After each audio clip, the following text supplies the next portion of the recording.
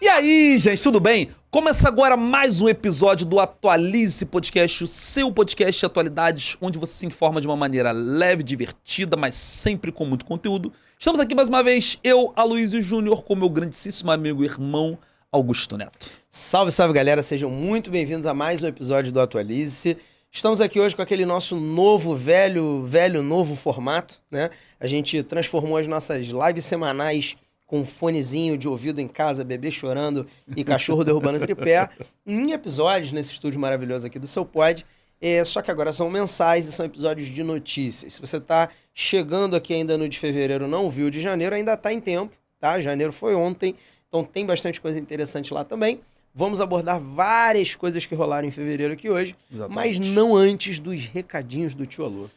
E como a gente sempre diz, para o que você está fazendo agora, já vai lá e verifica se você já é inscrito no nosso canal. Se você não é inscrito, se inscreve agora, é muito importante isso pra gente. Tem muitas pessoas que nos seguem no Instagram, que nos ouvem no Spotify, que nos acompanham em todas as redes, mas não são inscritas no nosso canal. Então é fundamental que você faça isso agora, nesse momento. Além disso, deixe o seu like nesse vídeo, curta, compartilhe, deixe seu comentário ao final desse episódio, se você gostou, se você não gostou, coloca o emojizinho lá reagindo, é muito importante para que a gente continue produzindo conteúdos relevantes como esse de agora. E é claro, você encontra o Atualize esse podcast em todas as plataformas digitais. Além do YouTube, nós estamos no Instagram, crescendo no Instagram, estamos no Spotify, estamos no TikTok. Então você encontra Atualize, só colocar @atualize.se ou no YouTube @atualize, que você nos encontra. É isso, né, Augusto? Falando nas nossas redes sociais, a gente está muito próximo hoje, né? A gente está gravando esse episódio um pouquinho antes do fim do mês, né? A gente sempre tenta o máximo possível gravar perto do fim do mês, porém, talvez quando lançar esse episódio, dependendo do desempenho aí, dos cortes que a gente vai lançar nesses próximos dias, a gente ou vai estar beirando ou vai estar quase batendo os 20 mil seguidores no Instagram. Estamos também acima... Essa hora que entra a vinheta. Sonoplastia. Enfim. E também no YouTube, né? A gente bateu 3 mil inscritos de 3 mil e foi para quase 200 já.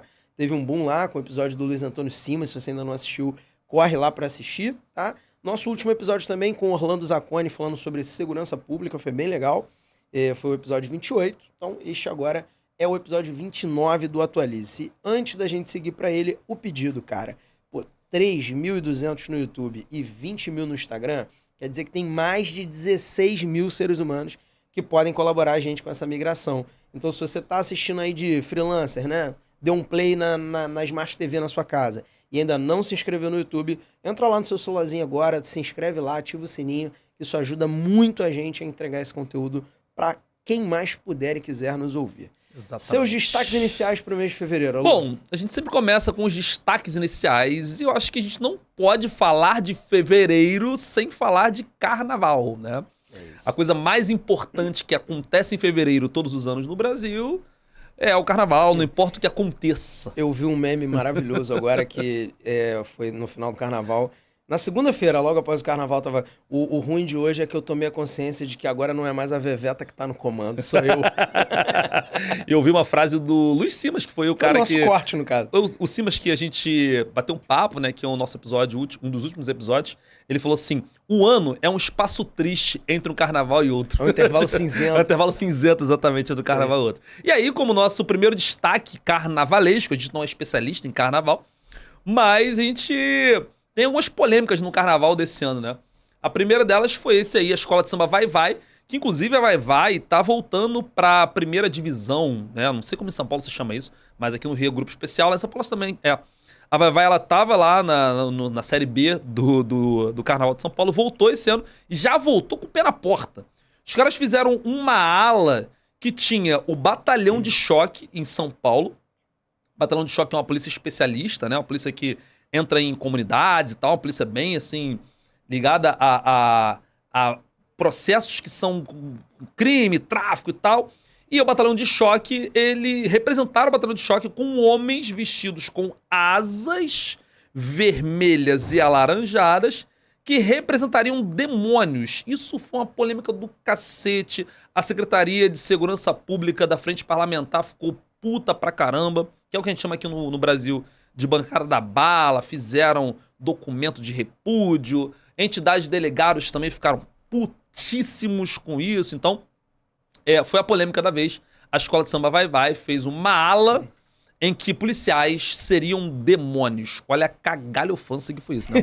Com certeza. Porra. Cara, polêmicas assim, você fala de polícia, a gente vê pelos cortes lá que a gente lança no Instagram, você cita, porque a PM... Meu irmão, teve um corte que a gente fez no episódio da China, eu falei do carro da BYD que a PM do Rio ia usar. Aí tava a galera hater, ela falou, não, porque a polícia não vai usar carro elétrico. Eu falei, meu Deus, cara, tu fala de polícia, falar de polícia e de religião. Isso mostra muito que é o algoritmo, né? Porque se tu fala a palavra polícia, isso vai cair. Essa palavra que eu falei agora, polícia, isso vai cair em todos os algoritmos de policial. E aí, com certeza, vai olhar pra minha cara, preto, com esse cabelinho e fala, ih, tá falando mal da polícia, com certeza. Esse comunistinha aí tá falando mal da polícia. Isso é ele que tá dizendo. Mas eu achei a ala interessante, cara. É uma crítica social. Crítica. O presidente da Vai falou que não foi nada contra o batalhão de choque. Tá de sacanagem também, né? Botou choque escrito com um demônio.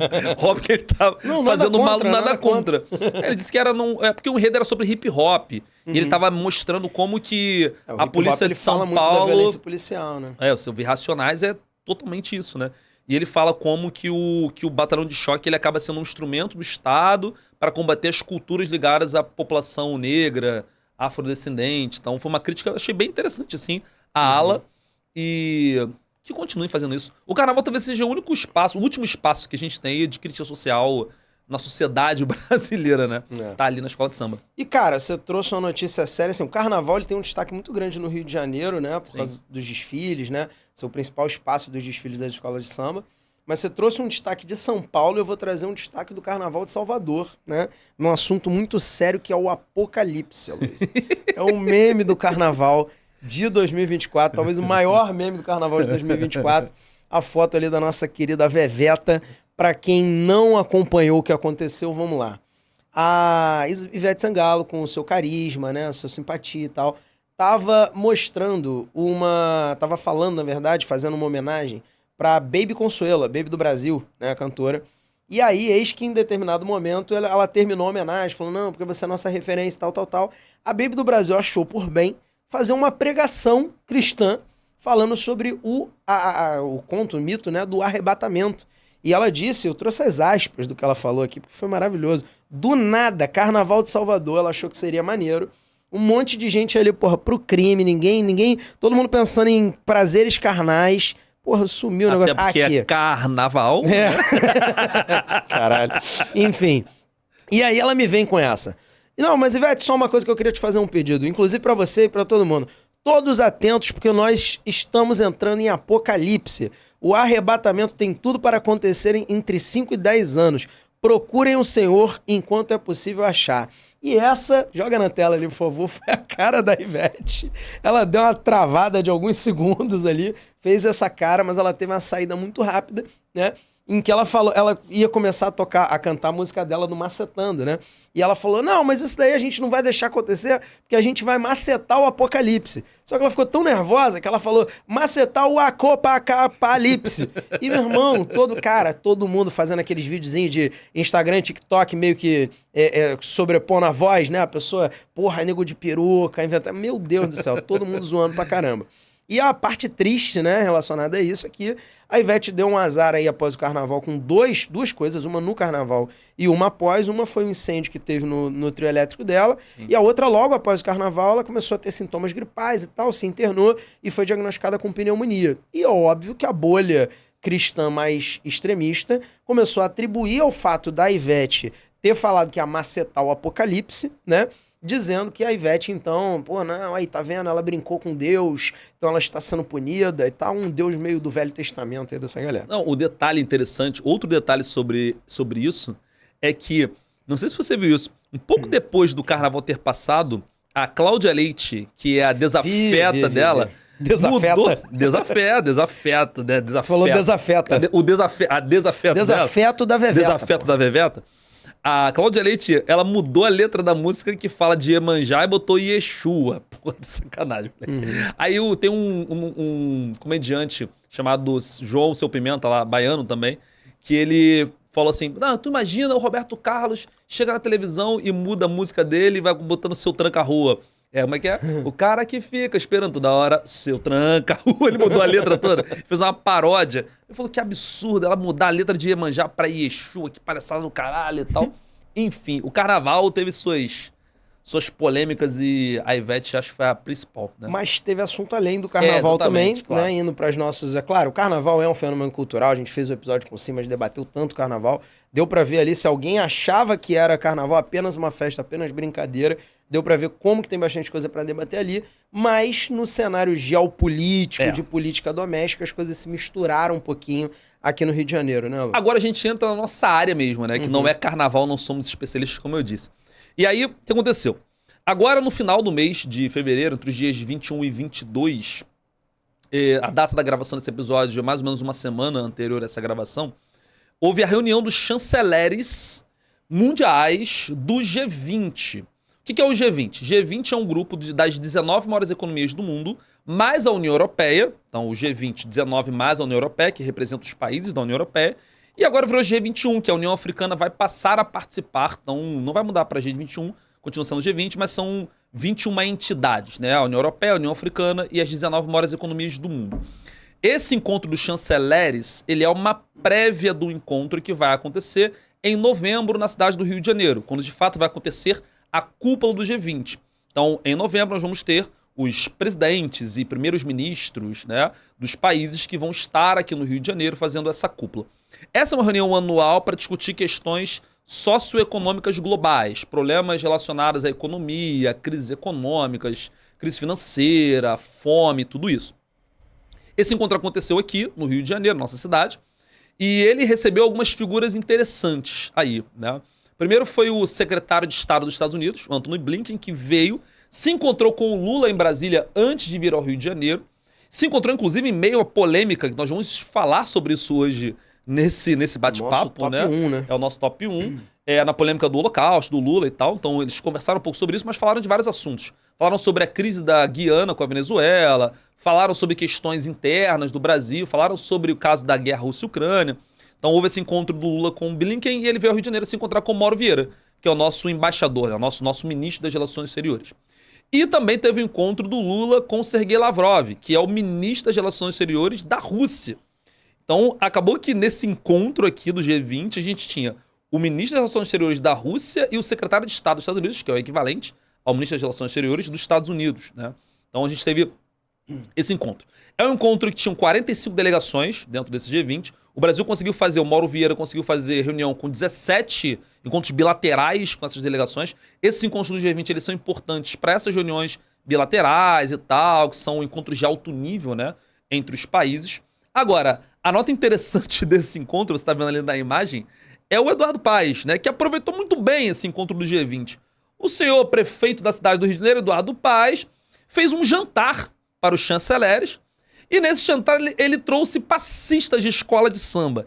E não só trouxe passistas de escola de samba para o jantar, você tá vendo ali o Blinken, é um cara que tá do ladinho do Paes, ele colocou na mesa onde estavam os convidados sentados, cada convidado da delegação tinha o nome de uma escola de samba. Então o Blinken era a Imperatriz Leopoldinense e o Sergei Lavrov era a Grande Rio. Cara, quando eu vi essa parada, eu juro que eu entrei nos nomes das escolas que estão no grupo especial para ver se tinha uma possível gafe ou trocadilho, mas eu não encontrei nenhum. Não, também não achei.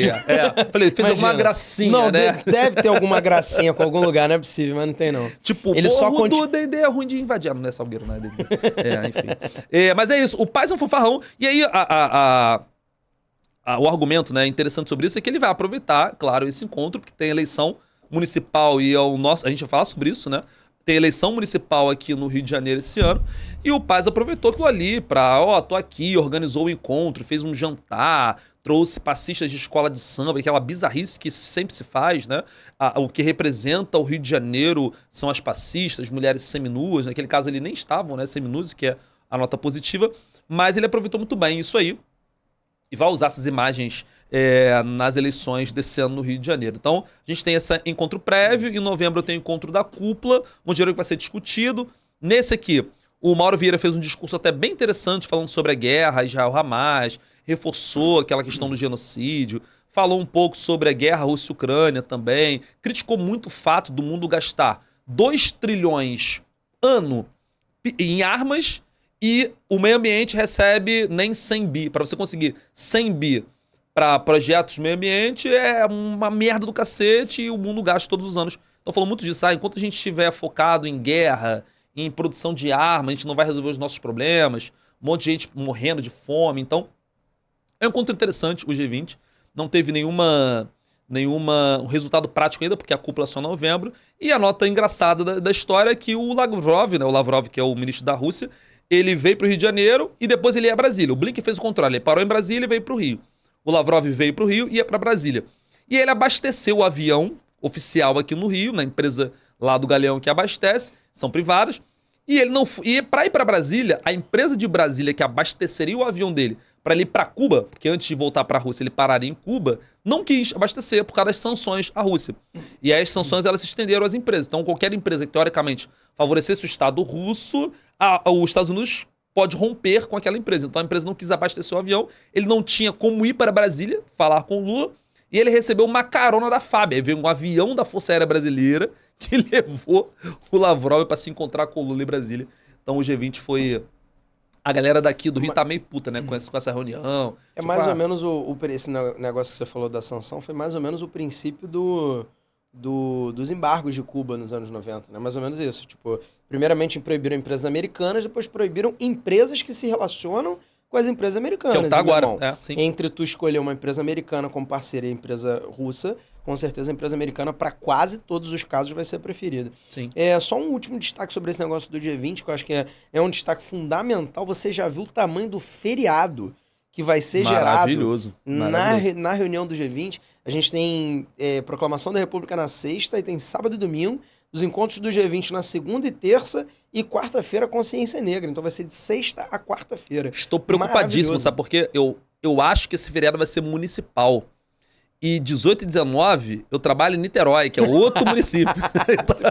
Então não sei, tomara que seja estadual e aí decrete esse feriado estadual para eu poder pegar esse feriadão maneiro. Tomara que seja municipal para eu poder rir da sua cara. Bom, enfim, a gente vai falar do nosso próximo ponto agora. Você é um babaca. Nosso próximo ponto agora. Um quadro que a gente criou, a gente estabeleceu lá naquele primeiro, como os feedbacks foram maneiros até agora, a gente vai manter mais ou menos aquele modelo, né? O que a gente combinou com a galera, Lu? A gente vai fazer os destaques iniciais, como sempre, né? Que a gente fala mais solto sobre assuntos que aparecem assim mais em cima da hora também. A gente vai fazer 2 quadros fixos. Um para acompanhar as eleições municipais que vão ocorrer agora em 2024 e o outro para acompanhar todo o cenário geopolítico, a guerra da Palestina, a guerra da Rússia e Ucrânia, se for necessário, se tiver alguma novidade e tal. Beleza. E a gente também vai fazer, claro, o nosso já tradicional top 3 no mês com as 3 principais notícias aí que a gente escolheu. Então, primeiro ponto aqui que a gente tem é a nossa central das eleições. Eleição de São Paulo, joga lá na tela, tá pegando fogo. A gente tem Boulos e Nunes, né? Já discutimos o cenário, então não vou cansar muito quem já assistiu o episódio de janeiro, mas o Boulos e o Nunes provavelmente farão o segundo turno lá em São Paulo e fazendo o segundo turno serão o abençoado do Lula e o abençoado do Bolsonaro. Então, essa polarização ela já começou em 2022, na verdade, e aí foi a questão de decidir quais eram os nomes. O Ricardo Nunes, atual prefeito de São Paulo, e o Boulos, que já foi candidato outras vezes, já foi candidato à presidência e tudo mais. E aí, recentemente está havendo uma polêmica entre eles, porque o Ricardo Nunes, agora voltando ao carnaval, acusou a campanha do Boulos de estar fazendo campanha antecipada em relação às eleições. Porque, joga aí na próxima imagem, rolou um leque de abanar pro calor no carnaval, em alguns blocos no carnaval, que foi esse que você tá vendo. Vai ter e uma fatia de bolo, né? E foi uma coisa que o Boulos usou na campanha, né? Ele teve o café com bolos, né? Ele tomava um cafezinho comendo um bolo com alguém, batendo papo e tal.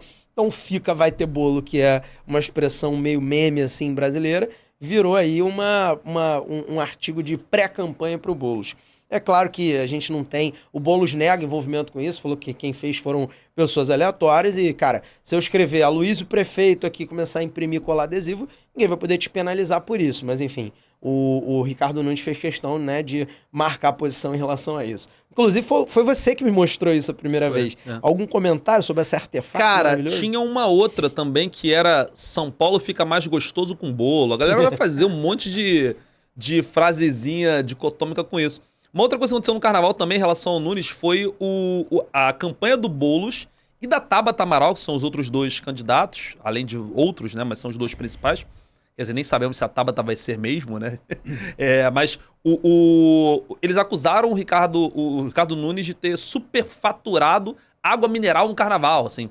A água mineral que custa R$2 no mercado, ele comprou por R$5 cada água mineral para distribuir para os colaboradores do carnaval. Então, tipo, o maluco gastou R$1 milhão em água para a galera que trabalhou no carnaval. Então, o carnaval, a gente começou falando do carnaval, a gente fez algumas brincadeiras aqui, é claro, mas o carnaval é muito utilizado politicamente, historicamente, assim, não é agora, não é uma novidade isso. Isso vai ser usado pra caramba. Em Recife você tem lá o João Campos, pintou o cabelo, né? E tal, e aí fez stories pra caramba. Dançando. E aí tem a questão de eu tô atraindo a galera jovem de Recife, mas por outro lado tem uns conservadores, olha só, como é que um prefeito de uma cidade importante e tal, pintando o cabelo de louro, fazendo gracinha. Você jamais poderia ser prefeito, sabia? Por que tu acha que eu pintar o cabelo de louro? Não, porque você sempre tá em algum evento dançando, fazendo caras e bocas. Então... Não, já foi esse tempo, pô, não danço mais. Não tem mais coluna pra ficar dançando. Tem mais coluna, verdade. Só por isso também. E, cara, o Nunes, ele fica indefensável com uma água de R$5. Porra, né? tá de sacanagem. Se não é mutreta, ele não é bom de compra e contas públicas. Tá de sacanagem. Né? Pagou 5 conto numa água, então... Porra, exatamente, e é comprando em larga escala. A gente compra água mineral no mercado R$2, entendeu? Não, eu que já comprei água mineral pra estabelecimento, né, pra vender, era R$1 e pouco no açaí, irmão. Imagina o Se fechar um caminhão fechado, é R$1, menos R$1, enfim. Então, não tem nenhuma explicação que não seja, como eu sempre digo, incompetência ou corrupção, né? Eu só penso um dos dois, burrice ou corrupção. Bom, e aqui no Rio de Janeiro a gente teve aí uma movimentação que, assim, se eu puder cravar, eu digo que não deve acontecer, não vou cravar não vai, mas não deve acontecer, joga lá na tela, por favor, que é a Aniele Franco. A Aniele Franco é nossa ministra de Estado atualmente e ministra do governo Lula, e que o PT cogita filiar, ela não tem partido, pelo menos que eu saiba, não sei se ela é do PSOL, ela, para quem não sabe, é a irmã da Marielle Franco, né? E a Aniele Franco, ela simplesmente cogita se filiar ao PT para ser aquela vice que a gente estava discutindo, né? Que o Paes provavelmente vai acolher algum vice ou do PT ou de alguém próximo ao PT para poder assumir eventualmente a prefeitura em 2026, quando o Paes provavelmente deve ser o candidato a governador. Então essa herança aí da candidatura do Paes, quer dizer, do mandato do Paes, melhor dizendo, tá meio que nas mãos dessa negociação entre PT e PSD, né, o partido do Eduardo Paes. E aí quando você vê essa indicação possível, né, da Aniele Franco, a Aniele Franco é um quadro muito ideológico, né, seria eventualmente um quadro muito mais com a cara do PSOL do que do PT. Se ela aceitasse filiar ao PT, naturalmente é porque ela está no governo e é para poder concorrer a esse cargo. E o medo do Paes, que rejeita muito essa ideia, é trazer menos o apoio, que já está mais ou menos garantido, e mais a rejeição, né? Que é a mesma coisa que, sei lá, se fosse um cenário diferente, o Bolsonaro fosse o presidente, porra, seria o equivalente ao, talvez, o Eduardo Paes aceitar ou o Carlos Bolsonaro, ou um general Heleno, alguém assim, né, como vice dele. Aí o que ele pensa? Pô, vou perder voto da galera de centro-esquerda, né, de pra esquerda pra lá, e mesma coisa pensa em relação a Aniele. Então, a sinalização, a princípio, não é positiva, não tende a acontecer. Agora, os candidatos mais tidos como favoritos tendem a ser o André Siciliano, né, que já foi presidente da Câmara Municipal, que é deputado pelo PT, e também o Felipe Santa Cruz, que estava em iminência, né, de trocar de partido, né, de ir para o PT também, ou para o próprio PSD, ou para o PT, para poder, de repente, herdar essa prefeitura. O Felipe Santa Cruz é ex-presidente da OAB, né? Enfim, um quadro que já se envolveu politicamente com algumas polêmicas e tal, de críticas na época do governo Bolsonaro, nananã. Então, basicamente, esse é o quadro aqui no Rio de Janeiro. Tem outras duas coisas que eu destacaria nisso aí do Rio de Janeiro. É o fato do Paes querer alguém que seja mais próximo a ele, aí o Felipe Santa Cruz seria um nome, né, que é mais próximo, que ele diz, né, em quem ele confiaria. Esse é um ponto. Acho que o Paes, ele, além da rejeição, ele entende que, pô, vou trazer alguém que é menos flexível. E essa galera que tem pautas mais identitárias, como a Aniele Franco, Marcelo Freixo, essa galera que ligadas a pautas identitárias, o próprio Boulos em São Paulo é assim, eles não tendem a ser muito flexíveis quando você vai, o Paes se daquelas maracutaias dele, né? Imagina uma vice que, porra, vai falar, pá, está errado essa merda, entendeu? E não vai aceitar, assim, de cabeça baixa qualquer coisa. E a Aniele tem essa postura, de como ela é enquanto ministra, né, do governo. Que já estabeleceu críticas ao Lula, Exatamente, imagina o Eduardo Paes. E o segundo fator é que quem for o vice-prefeito tem uma chance enorme de virar o prefeito. Porque daqui a 2 anos o Paes ele vai sair a governo para tentar ser governador. Então você tem esse problema também. Não, Né? eu tinha mencionado isso, mas acho que o que tu tá focando é que provavelmente essa pessoa concorrerá à reeleição, né? Exatamente. Então, assim, a gente está discutindo aí, eventualmente, 6 anos de mandato que ela possa pegar. Dificilmente. Aqui no Rio de Janeiro esse movimento é muito comum, né? O cara assume a prefeitura, assim como aconteceu lá agora também com o Nunes, né, em São Paulo. O cara assume a prefeitura e depois que ele assume a prefeitura, ele raramente não se reelege, né? Então a gente tem esse caso também acontecendo com governadores, mas não é para a presidência porque a eleição é junta, normalmente porque o governador é preso, sofre impeachment, alguma coisa assim. Então foi assim com Pezão, foi assim com Castro, figuras que não eram tão conhecidas do público no Rio de Janeiro, mas que tiveram esse up. E imagina uma pessoa que já é nacionalmente conhecida, que tem todo o simbolismo de ser irmã da Marielle, então assim, seria talvez o fato novo que o PT do Rio de Janeiro teria, né? O PT do Rio de Janeiro a gente sabe que, cara, tem uma estrutura muito deficitária em relação ao quadro de São Paulo, em relação ao Nordeste, em relação ao próprio Rio Grande do Sul e tal. O PT do Rio de Janeiro, assim, é muito aquém. O Lula perdeu também. Aqui no Rio de Janeiro, né? Não, pô, total. perdeu de muito, assim. E assim, ainda que o Lula nacionalmente possa vencer uma eleição aqui, ou ter um bom desempenho aqui, o PT do Rio, que eu digo, no sentido de indicar quadros aqui, né? Fazer uma boa bancada aqui, ter prefeito, ter governador e tal, eu nem me lembro a última vez que isso aconteceu. A última foi a Benedito, acho. Foi a Benedito, é. E aí, interessante pra galera que tá assistindo isso, assista o nosso episódio sobre eleições municipais, né? Isso aí. O que a gente conversou com o Túlio e com o Renato Pelizari, que foi muito interessante, a gente analisou bastante esse cenário, mas como a política muda toda hora, a gente vai continuar analisando até as eleições acontecerem em todos os episódios que tiverem aqui, né? E ó, antes de dar o último destaque, vou largar um spoiler aqui no ar, tá? Toda semana eu encho o saco da assessoria de um candidato à prefeitura pra gente trazer aqui. E se vier um, já tem outro mais ou menos engatilhado. Então, imagina você, Luísio, top 5 aí da prefeitura do Rio de Janeiro, a gente conseguindo conversar com os 5 candidatos. Eu acho que o Eduardo Paes é meio impensável. Sonho de princeso. É meio impensável. Não, mas se forem todos menos geral, ele, já é maneiro. Ele vai acabar olhando e falando, mas quem são esses malucos aí? Geral foi, eu vou lá ver qual é a parada. E ele é o cara dos rolês aleatórios, né? Volta e meia ele aparece lá dos rolês aleatórios. A gente seria um rolê aleatório. Tá, então, se ele viesse na gente hoje, seria um rolê aleatório a vida dele. Mas ele vai na Pedra do Sal, no samba, volta e meia, vai curtir os pagodinhos ali na Lapa, então... Gostava dele aparecer aqui um dia. Fala que tu vai cantar um pagode pra ele, que tá Não, trago aqui... Fala que tu já cantou com o Cláudio Castro. É verdade. Eu trago aqui alguém da Portela, se o Paes vier, entendeu? Porra. Facilmente. É isso. Facilmente. Bom, os 2 últimos destaques que eu ia dar sobre a eleição pra gente caminhar lá pra parte da geopolítica são um nacional e um que é fora do Rio, mas é de um estado em específico.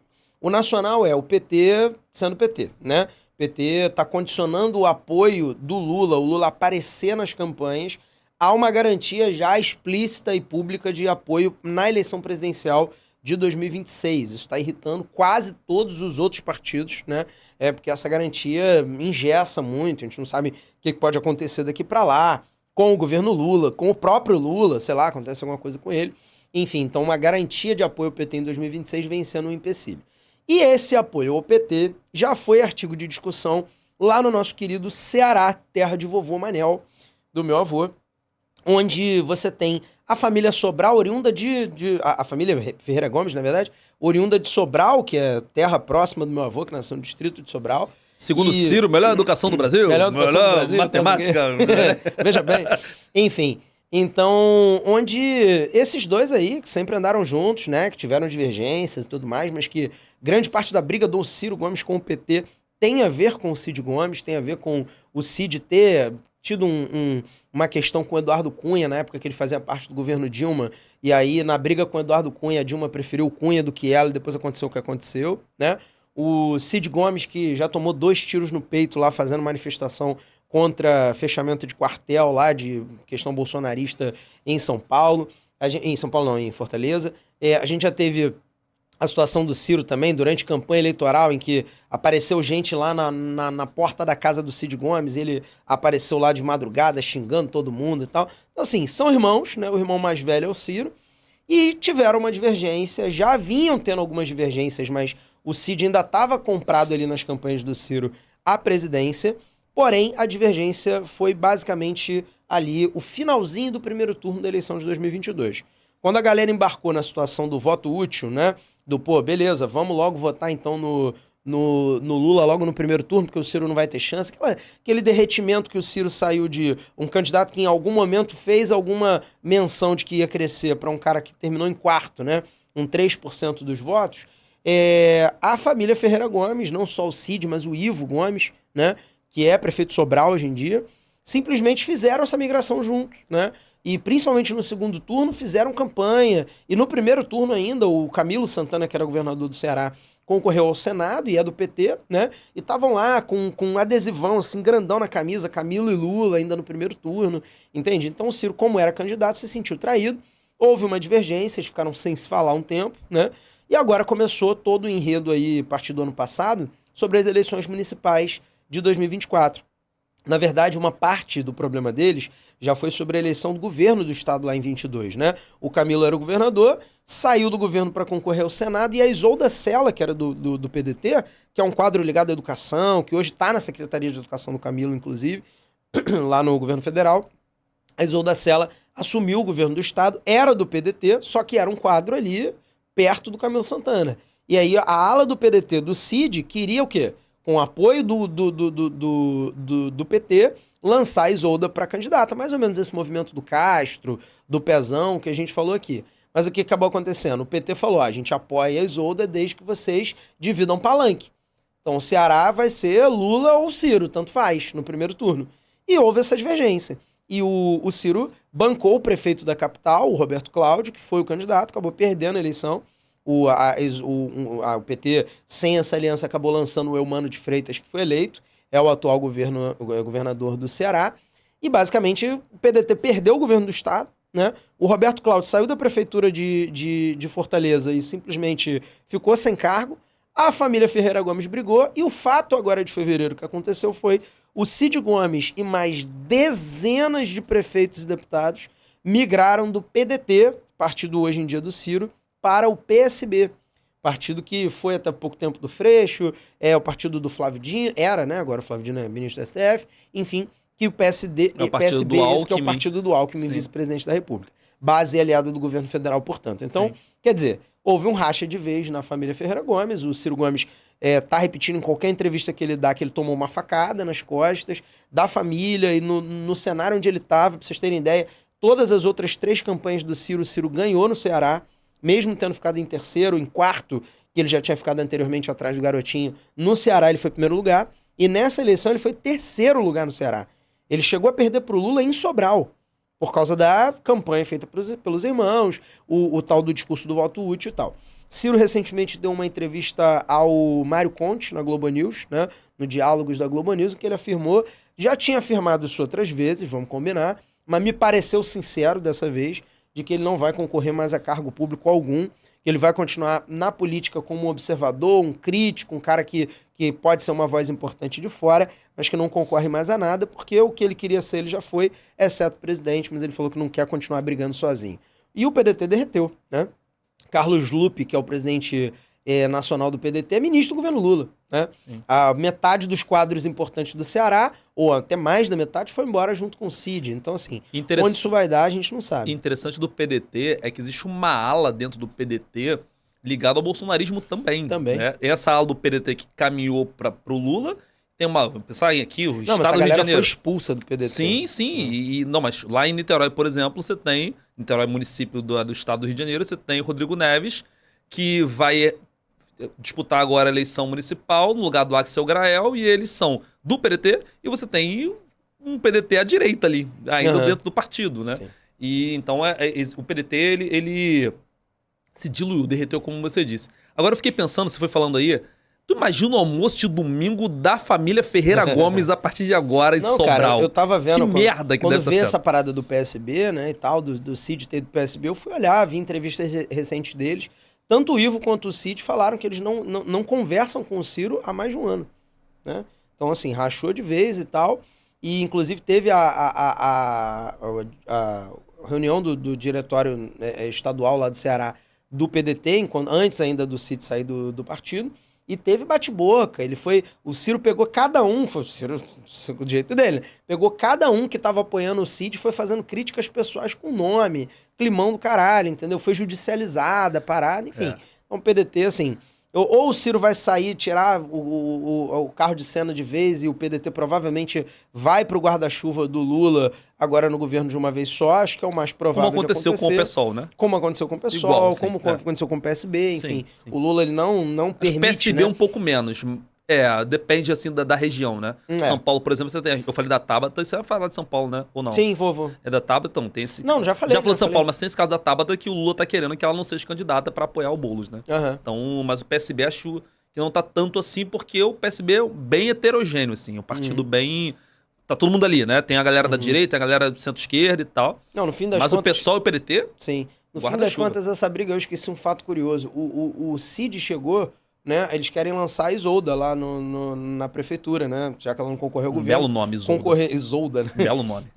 A prefeitura, pensaram nisso e tal, mas ela tá lá na secretaria dentro do Ministério da Educação, mas enfim, estão ainda vendo o que vai ser. E aí, o Ciro quer lançar o candidato da ala dele do PDT.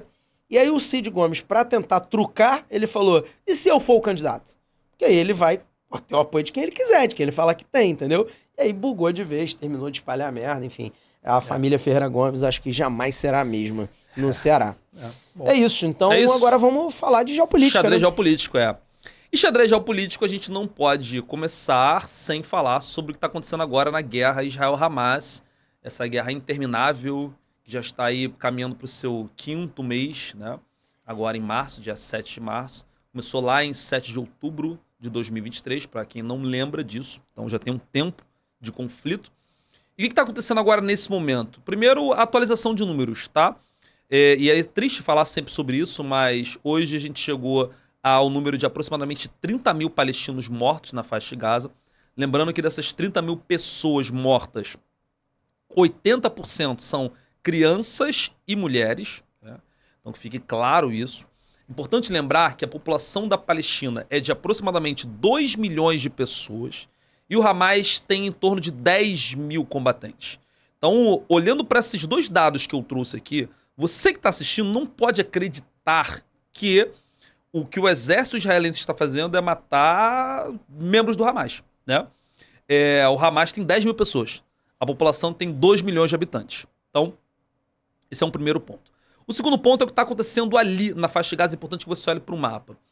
Israel invadiu o território lá pelo norte, onde você está vendo ali, ó, Beit Hanun.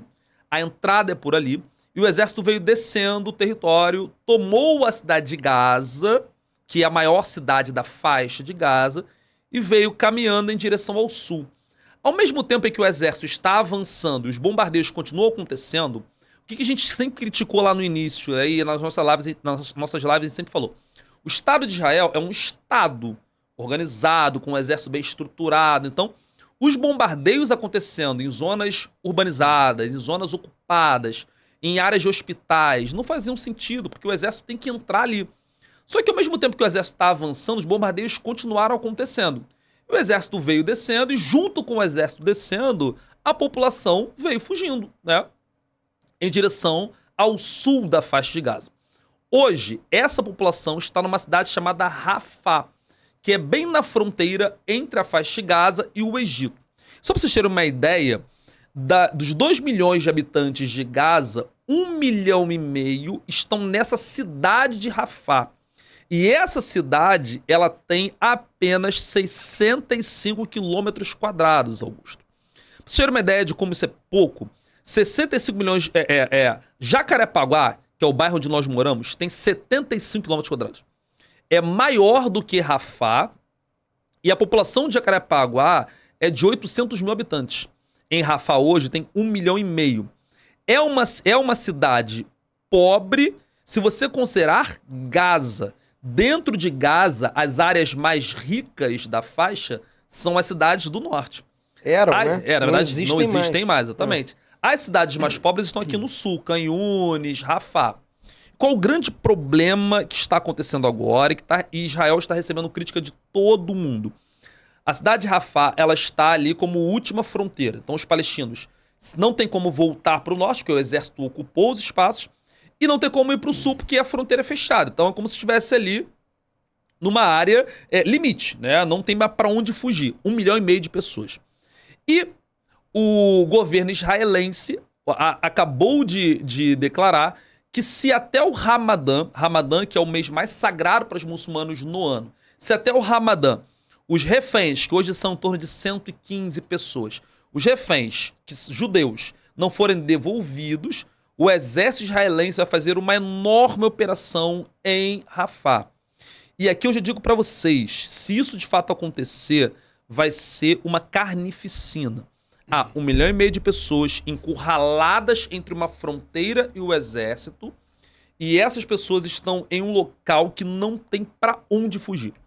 Se o exército israelense decidir que vai atacar aquilo ali, vai morrer muito mais pessoas. E eu disse até agora que morreram 30 mil palestinos.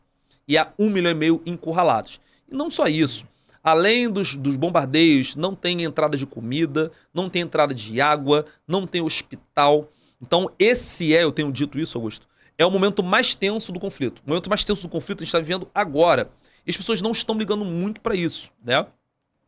Isso aqui que vocês estão vendo é campo de refugiado, tá? Campo de refugiado em Rafah é um mundo de pessoas que não tem acesso à água potável, que não tem acesso a alimento.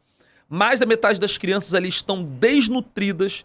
Então, o que está acontecendo ali é uma bizarrice sem tamanho. A gente vem falando bastante sobre isso. Vamos voltar a falar sobre esse assunto ainda nesse episódio.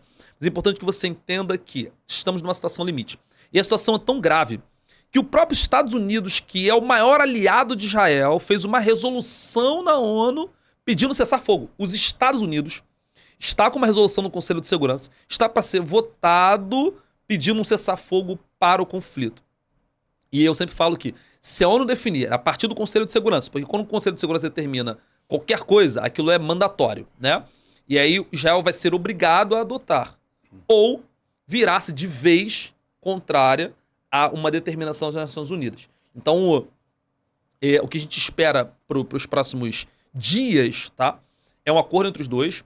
Essa semana, talvez tenha um encontro entre representantes de Israel e representantes do Hamas no Catar, que é o país que está ali tentando mediar os acordos, cessar-fogo, devolução de reféns. Então pode ser que essa semana ainda, nós estamos aqui no finalzinho de fevereiro, a gente tenha um encontro entre eles e algum acordo seja feito, esperamos que sim. Porque você imagina, no Ramadã, que é o mês sagrado para os muçulmanos, há um bombardeio ali, com certeza isso vai escalar para as outras áreas, porque, cara, é como se um país cristão como o nosso fosse atacado na Páscoa, né? Cara, ou Israel fosse atacado no Pessah. Você não precisa fazer comparação fora da história, né? Sim. Já teve Yom Kippur, né? Exatamente. Já teve a guerra do Yom Kippur. Já foi atacada no dia do feriado religioso judaico e vive repetindo isso como o maior absurdo da história.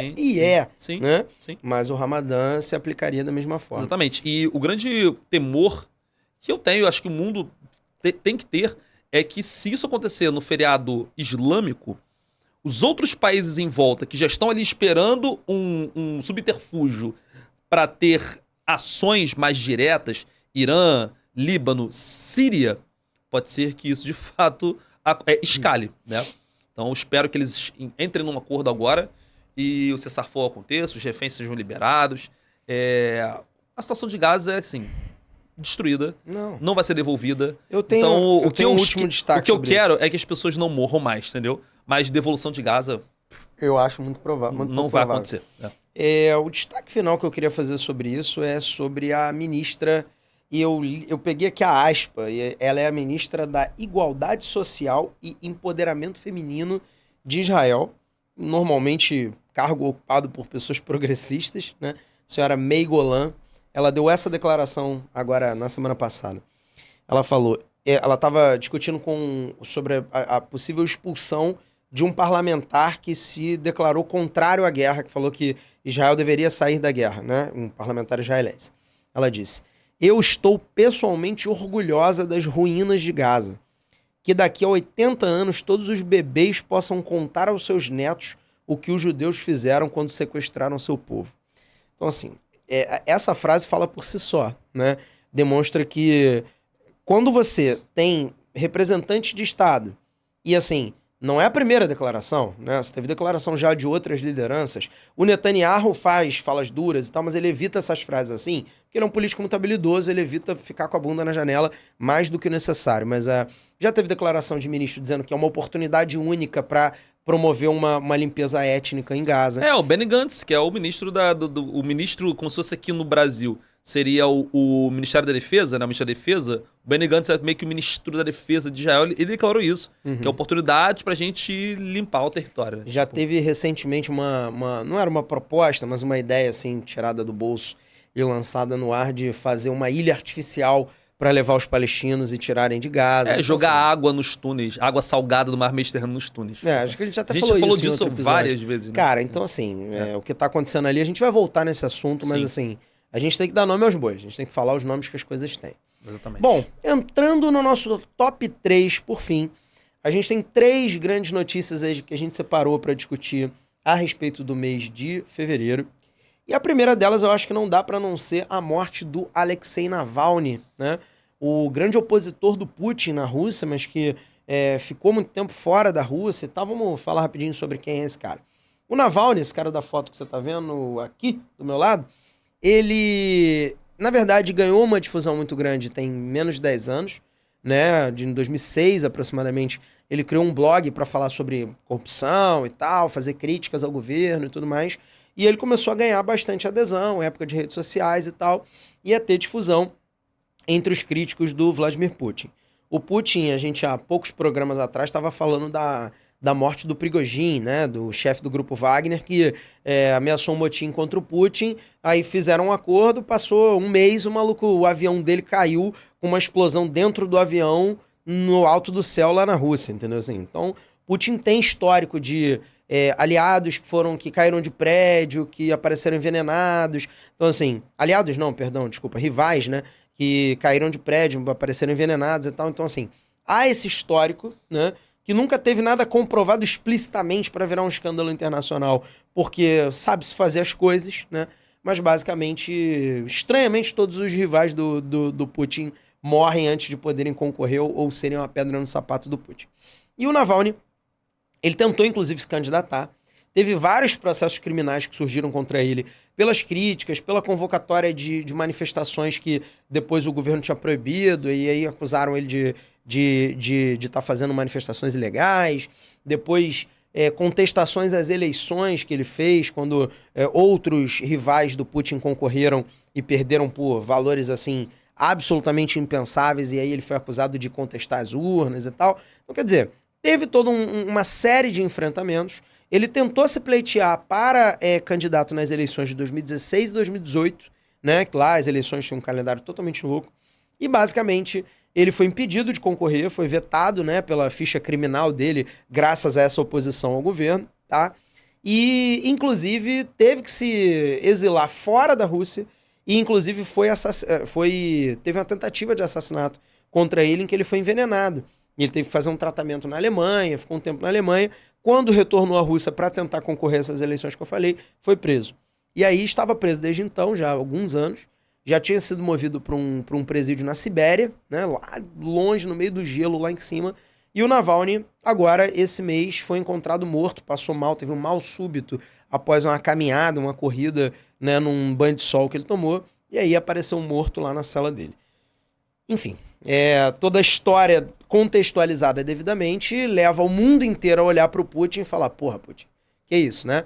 O cara já estava preso, né? Ele já não tinha, estava preso na Rússia, não tinha mais como fazer absolutamente nada em relação ao Putin, mas parece haver, por parte do governo russo, uma vontade muito grande de que, assim, todo mundo que se opõe sirva de exemplo. E esse exemplo, ele tá passando, assim, se já não passou há muito tempo, tá passando de todos os limites, né? E aí eu destaco a fala do Joe Biden. Não que o Navalny fosse um santo, tá? O Navalny tem várias falas problemáticas em relação a grupos étnicos minoritários. É um cara que tá muito longe de ser progressista, teve falas islamofóbicas e tal. Não é um cara tranquilaço, não. Mas, enfim, nada justifica o que aconteceu com ele sucessivamente, né? Desde a questão da criminalização e marginalização dele até a tentativa de assassinato, a prisão arbitrária, a transferência arbitrária e agora, por fim, o assassinato. E aí a fala, acho que mais destacada em relação a isso depois foi do Joe Biden, né? O Joe Biden já declarou algumas vezes depois da morte do cara, tipo, algumas declarações duras, chamando o Putin de assassino e tal. E algumas semanas atrás, aí, meados ali de fevereiro, meados pro final de fevereiro, o Joe Biden falou que o Putin era um assassino, e aí ele terminou a frase, eu vou precisar dizer em inglês para explicar direitinho, chamou o Putin de Crazy SOB. SOB seria o equivalente numa tradução livre ao nosso FDP, Son of a Bitch, né, que seria um filho da puta. Esse son of a bitch, embora volta e meia a gente se chame de filha da puta como amigo, fala, caraca, qual que é filha da puta, não sei o quê. Às vezes a gente fala isso de uma forma meio brincando, ou no contexto que foi colocado, evidentemente não é brincando.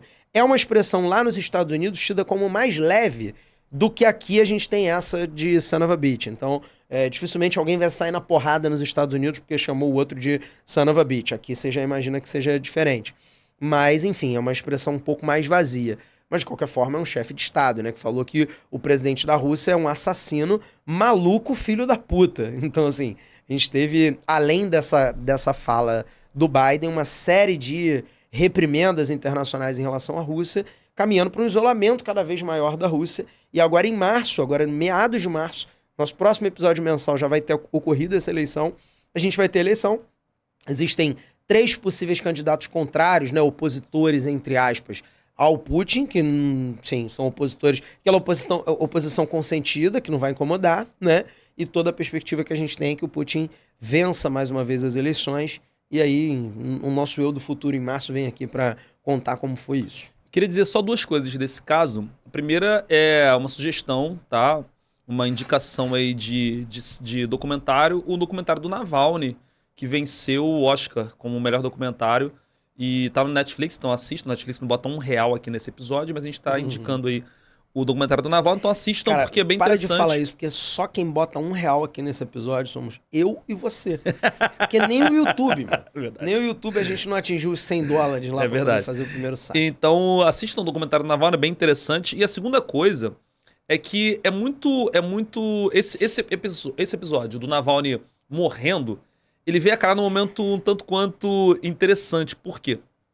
O governo Biden estava negociando com a justiça russa a transferência do Navalny para os Estados Unidos, e os Estados Unidos iriam mandar soltar presos políticos russos, né? Então essa negociação estava acontecendo e o Putin não aceitou que o Navalny pudesse estar livre, mesmo que não fosse dentro da Rússia. Então fica ainda muito mais claro de que o Putin está envolvido sim na morte do Navalny, uma vez que o Navalny tinha a chance, mesmo que fosse remota, de ganhar a liberdade indo para os Estados Unidos e os Estados Unidos liberando presos políticos. Então, o Putin, de fato, matou o Navalny. E o Putin já deve ter lá os seus 70 anos, alguma coisa assim, 60 alto e tal.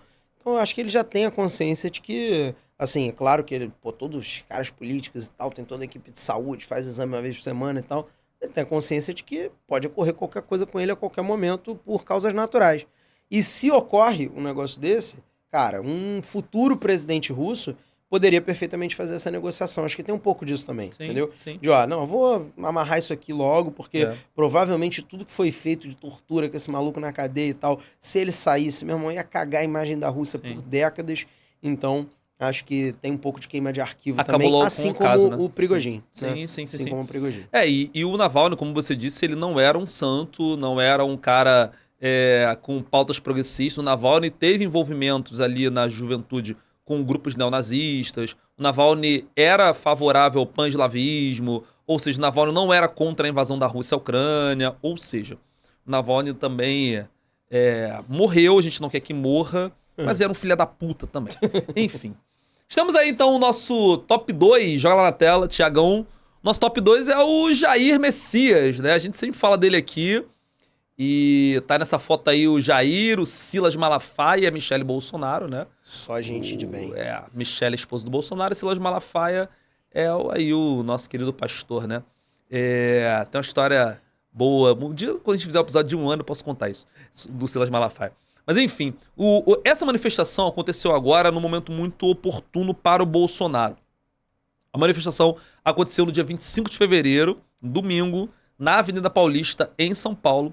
E essa manifestação reuniu, segundo a Secretaria de Segurança Pública, 600 mil pessoas. Segundo a USP, um estudo feito pela USP, 185 mil pessoas. Qual dessas está certo, não sei, mas a discrepância é bem grande. Eu prefiro acreditar na USP, porque é uma universidade séria, que tem um estudo mais sério, mas uma grande manifestação, a maior já feita pelo Bolsonaro desde a época que ele era candidato, tá? Uma grande manifestação, reuniu assim, apoiadores de todos os lados.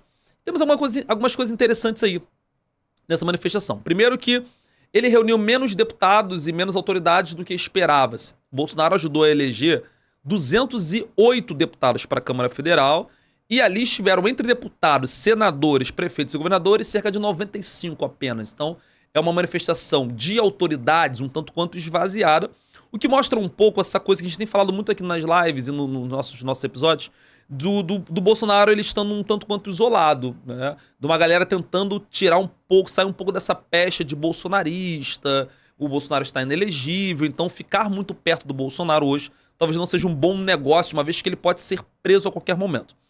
Para que a manifestação aconteceu? Qual foi o objetivo da manifestação? O objetivo claro é do Bolsonaro demonstrar força. Ele quis reunir a maior quantidade de pessoas possível para mostrar para a justiça, olha só, vocês querem me prender, né? Se me prenderem, olha a quantidade de pessoas que vão fazer barulho e que vão fazer protestos e que vão estar lá na porta do presídio fazendo um monte de escaramuças, né?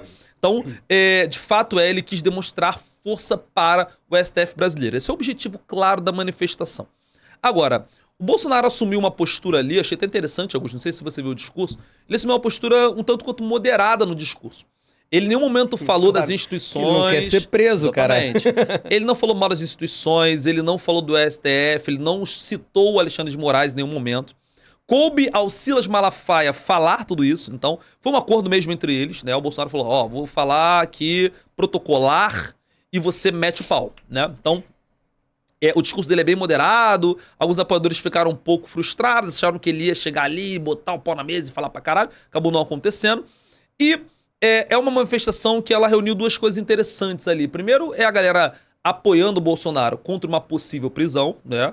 E lembra que o Bolsonaro está sendo acusado de ter apoiado uma tentativa de golpe. Ele fala, inclusive, nesse discurso sobre a minuta de golpe, o ponto alto do discurso é ele dizer assim, golpe é feito com... o tanque na rua e tal, o exército na rua. E isso não aconteceu. Tinha uma minuta dentro da Constituição. Eu vou dar um golpe com a Constituição. E ele fala a palavra minuta de golpe. Então meio que ele assume que existia uma minuta de golpe, que tinha nessa minuta, foi descoberto depois. Não vai poder ser dito futuramente que ele não tinha consciência. Que ele não tinha conhecimento, exatamente. E nessa minuta de golpe estaria tudo ali determinado como seria. O Lula não iria assumir, o exército iria estar nas ruas, os três... líderes das Forças Armadas, né, os comandantes das três forças, receberam a minuta de golpe, foram chamados para uma reunião, e nessa minuta de golpe estaria a determinação da prisão do Alexandre de Moraes, do Gilmar Mendes, ministro do Supremo, e do Barroso, e do Rodrigo Pacheco, né, do Barroso não, e do Rodrigo Pacheco, que é o presidente do Senado, né. Então o Bolsonaro assumiu isso ali. E outra coisa que estava lá nessa manifestação, além, é claro, de não queremos que o Bolsonaro seja preso, não foi golpe, ele fala isso, foi Israel, né? Porque você vai falar sobre isso agora. Então, o fato da declaração do Lula em relação a Israel e tal, então você via ali na manifestação muitas bandeiras de Israel. Teve uma entrevista, né, com um cara que tava vendendo bandeiras. Ah, e aí, como é que tá a venda de bandeiras? Pô, do Brasil ainda tem algumas, mas de Israel venderam todas. Então você tinha muita gente. Eu vi uma entrevista de uma mulher que o repórter lá da BBC foi entrevistar uma mulher e falou assim, por que você tá aqui? Por que vocês apoiam Israel? Ela falou assim, porque nós somos cristãos, assim como Israel. Eu não queria dizer nada, mas me parece você conta. Que Israel não curte, judeus não gostam tanto de Jesus assim. Mas foi uma manifestação que tiveram essas duas pautas principais, né? A questão da prisão do Bolsonaro, que pode acontecer. Alguns especialistas dizem que se seguir ali o protocolo da Lava Jato, ele pode ter uma prisão preventiva a qualquer momento, né? Então, se você está aí feliz pela possível prisão ou triste, pode acontecer. Inclusive, o passaporte dele já foi recolhido. Então, a prisão preventiva acontece em caso de o cara poder fugir, ou se ele é uma ameaça à sociedade, ou se ele está atrapalhando provas, né? Então, Bolsonaro, teoricamente, não é uma dessas três coisas, porque o passaporte dele tá lá, recolhido. Mas mesmo assim, pode ter uma prisão preventiva. E era pra isso. E era uma manifestação também em defesa de Israel, da família. Então, uma galera enorme reunida ali, pelo Brasil acima de tudo. Falando em Israel, posso puxar uma Puxei o gancho pra próxima isso, questão? te Pois deixei a bola levantada, né? Bom, vamos lá. Pro tema mais polêmico de todos. Temos um tema mais polêmico do mês, quem sabe do trimestre, no mínimo. Ou do ano. Bom, senhor Luiz Inácio Lula da Silva tem declarações estranhas, né, ao longo desse mandato Lula 3, em diversos momentos, e a galera de esquerda tem essa mania de perturbar o Bolsonaro por 4 anos, com razão, em relação a falas que o Bolsonaro fez, mas quando o Lula fala, ele no dia seguinte faz um tweet lá e pede desculpa de alguma coisa. Não, mas ele já se desculpou e tal. Enfim, muitas coisas problemáticas. Ele já falou sobre a Venezuela, que é a democracia relativa. Ele já falou recentemente sobre a guerra da Rússia e da Ucrânia, que a Ucrânia também tem uma parcela de responsabilidade no conflito. Recentemente ele falou, você tenta fazer uma ginástica para contextualizar. Eu até entendi de onde veio o raciocínio dele, mas assim, não é possível que alguém não escreva um discurso melhor do que ele disse, falando sobre um legado da escravidão aqui no Brasil, falando da miscigenação do povo brasileiro. Então, assim, o senhor Luiz Inácio tem das suas, né? Fez uma alusão a uma mulher preta que ele tava fazendo era um evento qualquer, ele falou assim, você é boa, uma mulher preta, você deve ser boa de batuque, né? Tipo assim, caralho, a pessoa preta toca tambores, né? Eu, Aloysio, sei tocar tabaque, porque eu sou preto, tipo assim, caralho. Enfim, tu falou de escrever discurso, escrevem, cara. Só que ele tá no on fire, assim, ele tá falando de orelhada, tá meio que dilmando, assim. Eu tô usando essa expressão, o Lula tá dilmando, assim. Bom, e recentemente a fala, eu trouxe a aspa pra não ser injusto com ninguém, ele disse exatamente isso. O que está acontecendo na faixa de Gaza e com o povo palestino não existiu em nenhum outro momento histórico. Aliás, existiu quando Hitler resolveu matar os judeus. Bom, essa fala, ela tem muitos problemas para qualquer ângulo que você queira olhar, mas o ângulo principal que a gente precisa olhar é qual foi a repercussão dessa fala, né? A gente teve nessa fala, primeiro, Israel prontamente exigindo um pedido de desculpas. Quando o Itamaraty avisou que não ia fazer esse pedido de desculpas, Israel já em coisa de 24 horas, ou um pouco mais do que isso, declarou Lula como persona não grata em Israel. Então, teoricamente, se hoje em dia uma reunião do G20 dessa fosse em Israel, o Lula, teoricamente, não poderia ir a Israel, né? A gente teve o episódio do embaixador brasileiro lá em Israel, né? Que foi convocado para uma reunião de esclarecimentos no Museu do Holocausto, né? Levaram ele para o Museu do Holocausto lá em Israel e fizeram, inclusive, reprimendas em hebraico sem tradução. E o cara entendendo metade não, e tudo certo, assim. Meio que assim, pra ter aquele take, ter aquele corte para mostrar lá para os israelenses e falar, olha só, chamou o embaixador israelense aqui, o embaixador brasileiro, né? Aqui em Israel e, escrachou o cara e tal. Enfim, uma série de questões, uma série de declarações negativas. Então, sem dúvida nenhuma, a crise política que aconteceu aí por trás foi enorme. Agora vamos lá. Holocausto. O Holocausto, ele foi um fenômeno onde você teve o assassinato de mais de 6 milhões de judeus, um assassinato sem provocação prévia, como os ataques atuais aconteceram mediante a um ataque do Hamas, por mais que a gente expresse todo o nosso repúdio aos ataques como estão acontecendo, não foram como foi no Holocausto. Hoje a gente estima um número enorme, que é o maior de todos os conflitos envolvendo a Palestina, de pouco mais de 30 mil palestinos mortos. Esse número tem potencial para aumentar em pelo menos uns 50%, bater uns 50 mil aí pelo menos, se essa guerra continuar. Se o ataque a Rafah acontecer, isso vai para 100 mil, pelo menos. Mas ainda não é nem perto do que foi o Holocausto em termos de número de vítimas. Em termos de máquina, de estrutura para perseguir um povo. Existe, claro, uma perseguição ao povo palestino atualmente, mas existe uma perseguição por conta do território, onde o povo palestino em outro momento esteve espalhado em outros cantos do mundo e ele não foi ser perseguido lá em outro canto do mundo. Existe uma perseguição, mas existe uma perseguição relacionada àquele território.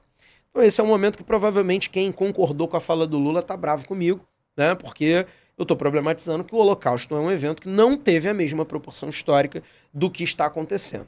Agora, o que está acontecendo lá, no dia seguinte, o Lula, ou 2 dias depois, o Lula apareceu para dar mais um discurso, e nesse mais um discurso que o Lula deu, ele simplesmente elevou o tom, subiu o tom, pegou mais pesado com Israel, mas ele não citou mais o Holocausto, e ele usou a palavra genocídio.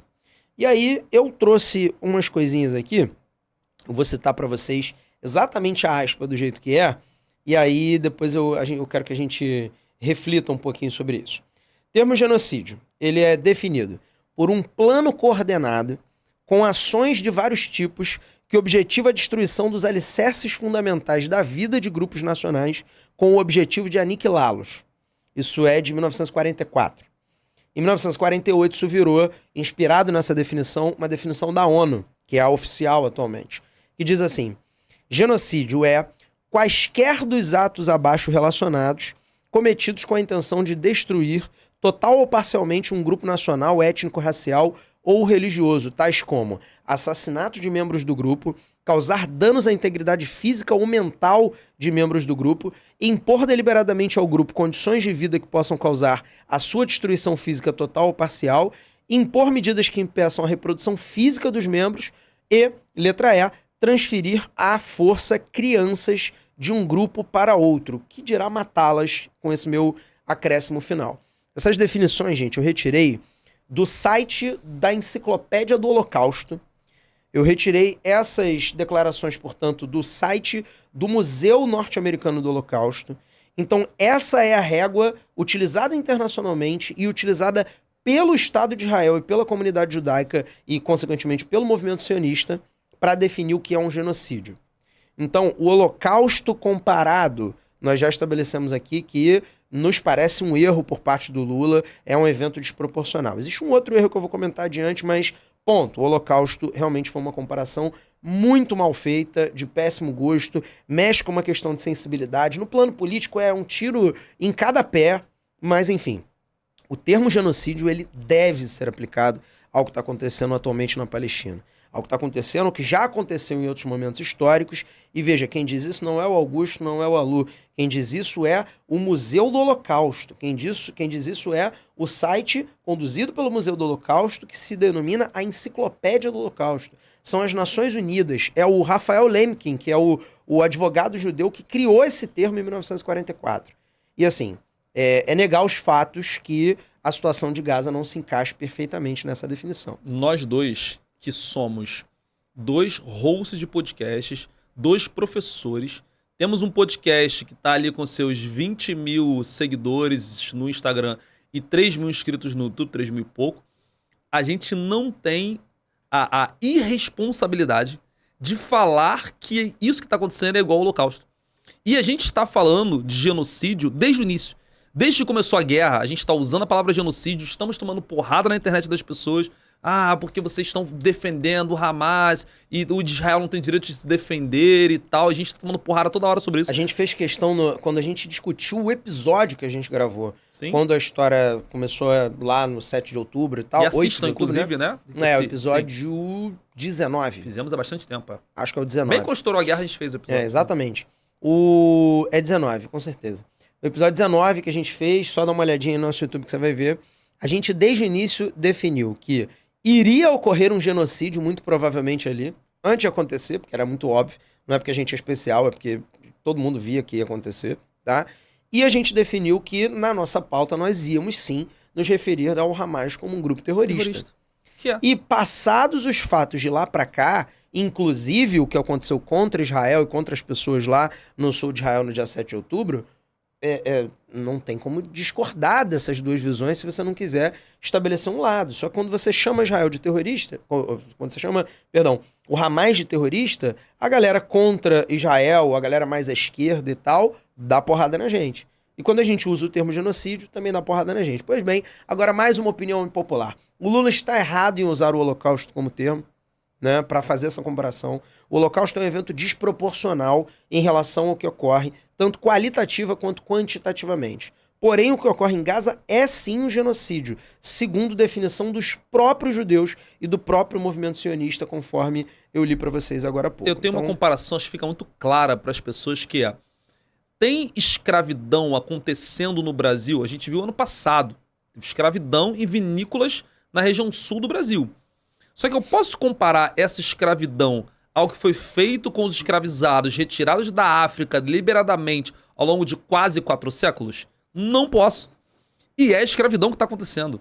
Só que quando você compara eventos históricos, como a escravidão ou o Holocausto, você corre o risco imenso de cometer incongruências, de cometer irresponsabilidades, que foi o que aconteceu. Né? Mais do que isso, e além disso, eu acho que o mais importante é você mexer com a dor das pessoas, que não tem porquê. Não tem porquê você mexer com a dor das pessoas. Com a dor de pessoas que são contra a guerra. Exatamente, algumas dessas vivas ainda, que viveram em campos de concentração. Então não faz sentido. Além de você dar munição pro irresponsável, e aí eu posso usar essa palavra que hoje a gente tá on fire, pro imbecil do Netanyahu, que é um genocida. Pro Benny Gantz, pro Itamar Ben-Gvir, pra esses caras que são... que querem a eliminação da Palestina e dos palestinos. E a gente até estava conversando sobre isso, né? Não é só o território, essa galera mais extremista quer acabar com os palestinos. Não é acabar com o Hamas. O palestino tem que morrer. Isso existe ali, né? O governo de Israel, de fato, é genocida e não é diferente de vários genocídios que aconteceram na história. Você pode dizer, é um genocídio que o governo atual de Israel faz. Agora, mexer com a dor, dar munição... O Netanyahu ficou a semana inteira falando do Lula, discurso do Lula, usou o Twitter, e isso dá munição para um cara que está desgastado. A própria direita brasileira, exatamente, né? Você acabou de falar, né? Venderam mais bandeira de Israel lá na manifestação do Bolsonaro do que a bandeira brasileira, né? Então, assim, você acaba ativando uma série... Sim, do ponto de vista político é um tiro no pé, o maior apoiador do Lula é um desastre. Caralho, 122 deputados assinaram um pedido de impeachment. 122 deputados de 513. É claro que isso é irrisório. Alguns da base aliada. Base aliada. Claro que isso não vai à frente, porque tem que ter o Lira, porque tem que ter uma quantidade maior de deputados. Mas ainda assim, é o 19º pedido de impeachment que tá lá. E esse é o que tem mais assinaturas de todos. Porra, é algo que não faz sentido. É contraproducência o que ele fez. Tem uma coisa na minha vida que eu demorei muito pra aprender. Você sabe bem e vai rir. Sim. Mas eu demorei muito pra aprender que é na dúvida se o que eu vou falar é merda, fica calado. Fala porra nenhuma. Fala porra nenhuma. Mas enfim, eu tenho uma última comparação. O calado sempre vence, entendeu? Calado sempre vence. Tu nunca vai errar se for calado. Eu tenho uma última comparação que eu acho que vai te tocar diretamente, Sim. que eu acho que é um outro problema da fala do Lula. Eu vou repetir só o trechinho que ele disse aqui assim. A aspa do Lula foi assim. Isso... Cadê? Aqui. O que está acontecendo na faixa de Gaza com o povo palestino não existiu em nenhum outro momento histórico.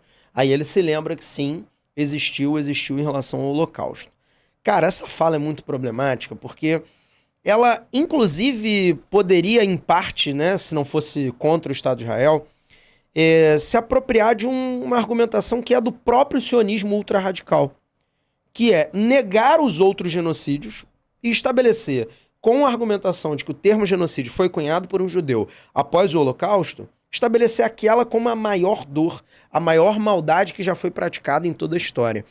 E isso também não necessariamente é verdade. Eu não estou aqui para dizer isso é verdade, isso não é verdade, porque eu não sou sommelier da dor dos outros, né?